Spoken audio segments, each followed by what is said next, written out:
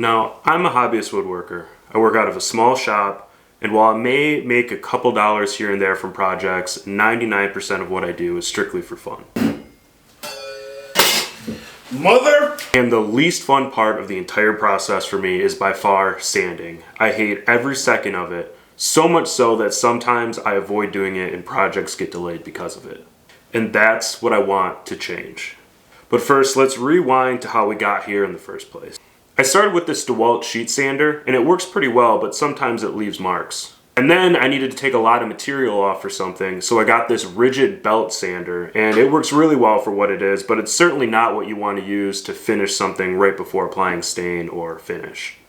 Then I bought this Porter cable combo kit when I started renovating my house, and while not everything made it through the renovation, I ended up using this 5-inch random orbit sander a lot, and it worked really well for that need, finishing projects so that I could stain them and apply a finish to them. With that being said, Porter Cable isn't exactly known for their high quality tools, and I ended up selling what I had left of it, knowing that I wanted to get a different sander coming up pretty soon.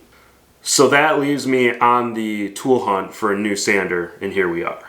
Now, I was tempted to go to a Makita cordless sander just because I'm already on that battery platform and I really liked having no cords on my sander. Then I thought, I pretty much just sand at my bench anyways. Does it make more sense to go ahead and get a corded model and then I can save a couple bucks and, put that into some different tools? And this is where everything went wrong. I went to the place where all answers live, Facebook, and I posed the question in a couple woodworking Facebook groups what random orbit sander they would choose. The results came back pretty unanimous, and I ended up getting the Festool ETS 125 random orbit sander. Now, it took me a few days to decide, since corded random orbit sanders go from around 50 to 70 bucks. Cordless models go somewhere between like 120 and 150 from what I could find. And then this Festool one I bought for $205 at the time. It actually went up to $215 now. But I figured, how often do you get a chance to get a high-end tool for $60 more than what a regular one might cost? So stop. It comes with a Sys3 sustainer, a guard attachment, the dust bag, and the cord for it, along with the sander itself. And the question is it worth it? The short answer is yes. The slightly longer answer is hell yes.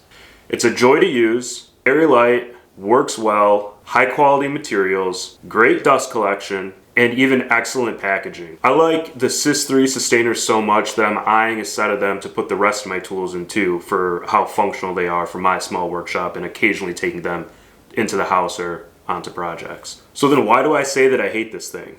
Well, unfortunately, it's just another reminder that you get what you pay for, and now that I'm looking to upgrade a lot of the budget tools that I got initially, it's something that I've got to suck up and deal with, and I'm sure a lot of you guys do too.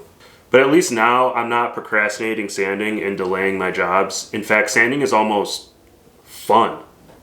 Ugh, felt dirty to say. Now if I can somehow find a way to make cleaning the house fun.